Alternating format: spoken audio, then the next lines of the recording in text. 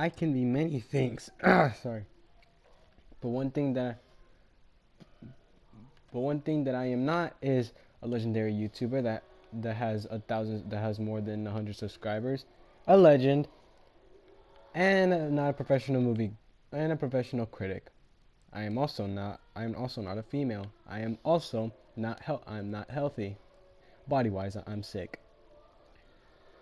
But if there's one thing that I really am is not a liar. I speak the truth only. Well, sometimes. But anyway, that's not the case. What I'm trying to say is that Puss in Boots: The Last Wish is an amazing movie. I know I'm already late. Like this movie came out like 2 years ago. No, not two. What the frick am I saying? What the heck am I saying? No, this movie came out like a month ago. This movie came out like a month ago, and I'm pretty late to the show, but finally I watched it. I was really excited for this movie because I heard so many people say good things about it, like the animation, the wolf being scary, also and also because of the themes of the movie. And now that I watched it, I can safely say that it is everything that I hoped for and times 10. Before I go into the cons, let's just go to the pros because there are so many good things I have to say about this movie. First off, the animation elephant in the room. The animation in this movie is spectacular. I already know a lot of us already knew that Spider-Man already defied animation, but this movie didn't have to go this hard. The frame rates, the paintbrush aesthetic, it looks so good. You can definitely tell that DreamWorks took inspiration of Spider-Verse and they were like, "Hey, let's do something new," and then they did it, and it was amazing. Another thing I like is the characters designs because this is 3D. I think because this is like 2D designs. I think I don't know. I don't know. I don't know. I've been watching too many movies that look like 3D but are actually 2D a lot. So yeah. See, I don't know. Another thing that I really really like about this movie is the characters. Puss Puss is very likable in this movie and kind of relatable in some ways, but I'm not gonna say all of them. Katie Softpaws makes a return, and at first I thought it was like gonna be like, oh, they're just bringing her in because of nostalgia, I guess, but no, she's an actual character here. And let's talk about the dog. The dog is really cute. At first, when I saw the trailers, I thought the dog was gonna be like an annoying comic relief character, but no, she was actually no. The dog was actually very funny, and its origin story is the literal definition of dark humor. Just watch the movie. Just watch the movie if you want to. Just watch the movie for yourself, and then you'll see what I'm saying. The wolf freaking sent chills down my spine and my sibling's spine. And also, I'm not joking. There were like 5 families here, and I heard a child cry when like the third scene, the wolf came up. And also, we all know the iconic wolf whistle. You know the. Hold on, let me see if you can. Yeah, that whistle. Everybody was laughing at the jokes, but when the wolf's whistle came out, everybody in the whole auditorium was silent when I watched it. At least in my auditorium. I don't know about y'all guys. The auditorium got really really silent. Like everybody like shut their mouths the millisecond the wolf started to whistle. Also Jack Horner, oh man, he's just an amazing form of evil, or how do I say? This dude literally has no good in him. He is a monster, and I love it. And also, I really like Goldilocks in a relationship with the bears. It's really heartwarming, and it almost got me crying.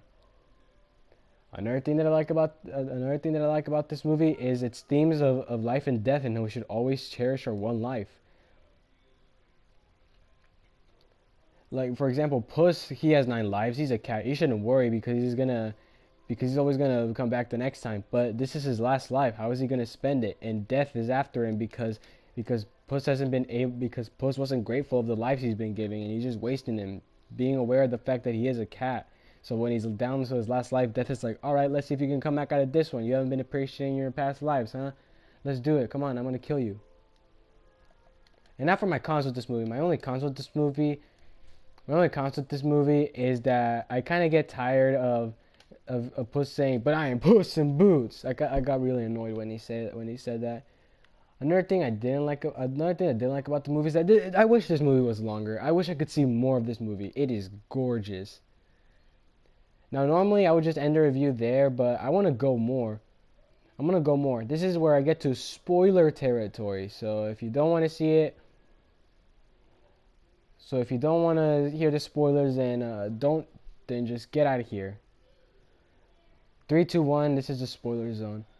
One thing that I really like about this movie is, let me just stop moving for a second because it's gonna be little talk. One thing that I really like about the movie is how they set up the wolf character. That's how they set up the villain. Because at first you have Puss battling this enormous giant, and then we're like, oh shoot, Puss is that strong. And then when the wolf comes up, we know how powerful he is. Considering how we first saw Puss take down a giant, we were like, oh, what is he gonna face off next? And then when we see Death, and Death made Puss in Boots touch. Like in the movie, they're like, Puss in Boots has never been touched by a blade, and then Death freaking almost kills him. That it makes him bleed, which made a child cry in the theater that I was seeing the movie at, because that's what I think animated movies should do. They should scare kids. And also I really like the depiction of anxiety. I never had anxiety before, but I had people tell me how it feels like, and how Puss has his anxiety really matches how it is. And there are some people saying that Puss's depiction of anxiety is really spot on. Another thing I like about the dog is, for those of you saying, oh, what's the dog's backstory, even though you haven't seen a movie and you want to see, well, the dog is like, oh yeah, we were playing hide and seek, but I was always the one who was hiding. They put me in a garbage bin, they put me outside under the porch, they put me random places until they hid me in a sock, and they put a rock in it, and they threw me in a river. I was trying to get on the surface really bad. And I haven't found him, so I guess I'm still it. For those of you who don't know the reference, the owners freaking hate the dog, but the dog doesn't know that they hate him. I just want to go on the screen and hug the dog. And also because I think he might be the most wholesome character in the Shrek franchise, next to Donkey. Speaking of Shrek characters, Gingy and Pinocchio make an appearance in this movie, but Pinocchio and Gingy look the same, and they didn't change anything. Also, Jack Horner's a freaking riot. Every single time he was on screen, I was waiting for him to say a joke. And there was not even one time where he was on screen he made me laugh. It made me not laugh, because this dude is freaking hilarious. Considering that John Mulaney voiced okay as Chip, but in this movie he does a really great job. My favorite joke overall being, yeah, I got Excalibur, but I didn't get out of the stone, but it still looks pretty cool, right? Man, just watch the movie. Another joke that I don't see get spoiled in YouTube videos is where he eats the Alice in Wonderland cookies. Yeah, he eats the Alice in Wonderland cookies are in this. Whenever they're at the Star, they stuff Jack Horner in his bag, and then we see the Eat Me tag out, and he's like, "Oh yeah, I'm huge. I thought I was gonna be naked, because I thought I was gonna be naked, but no, it seems like the clothes grew on me." So yeah, Jack Horner, amazing. Now let's talk about the elephant in the room. Oh, wolf elephant in the room, if you may. So Death is a really chilling villain. When the first time you see him, you're like, oh shoot, this dude's already scary enough. And then when he chases down Puss, oh, those chills on your spine. And then when he comes back again with the whistle, you're like, oh shit, I shit my pants. Yeah, I know I said a cuss word, deal with it. I don't get monetized. And then the third time he comes up, when he says, I'm not Death, he's like, I am Death, not poetically, rhetorically, metaphorically, theoretically, none of that. I am Death, straight up. That's the sense shit down my spine, and in my pants too. Literally, I broke the laws. Literally, I broke anatomy whenever the wolf was on screen. And one thing that I really like about this movie is that for those of you trying to skip the video, it's right here. This is not spoiler territory. But anyways, I'm still gonna spoil. Another thing that I like about this movie is that it has kind of like Rango. And Rango the movie, it has they're not the same. Rango has like a metaphor of death, while Puss in Boots 2 has literally death. But in Rango, but this is also gonna be spoilers for Rango. But there is a metaphor. In Rango, there's also a lesson about death here too. But it's not about like cherishing your life or anything. It's about being a hero, and instead of making it about yourself, make it about others. But there's a scene in the movie where Rango literally wants to commit suicide and crosses the other road. Again, a metaphor for death. And in some way, Rango does die, but not literally. His ego dies, but he still lives. And this is what this movie does as well. This is what this movie does as well. When the wolf did take Puss's life, but not did take. How do I say this? Puss in Boots is dead. Not actually Puss, but his ego. Kind of like in Rango, how his ego is dead, but he's still alive. Kind of in that sense. And then he's like, live your life, do it best, hasta la muerte. Ah, that movie's amazing. Also, let's talk about Goldilocks and the Bears because I just want to talk about them.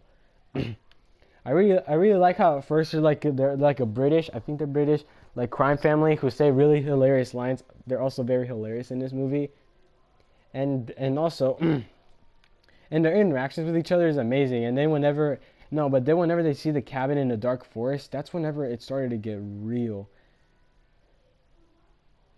And then when they're finding the map after, and then when they're finding the map after they visit the cabin, that made me almost tremble because during the conversation that Goldilocks and her mom had, and then at the end when she accepts her family, oh man, it's so wholesome. You need to watch this movie. Anyways, Puss in Boots is gorgeous, not only in its characters, its animation, its themes, but also all of it in itself. 9.8 out of 10 would recommend this movie. Also watch Rango too. I think it's like one of the most underrated movies of all time. Go watch it. It's on HBO Max. It leaves on the 31st of January on HBO Max. Please watch it. It needs your attention. Anyways, peace out and see ya on the Bride of Chucky review.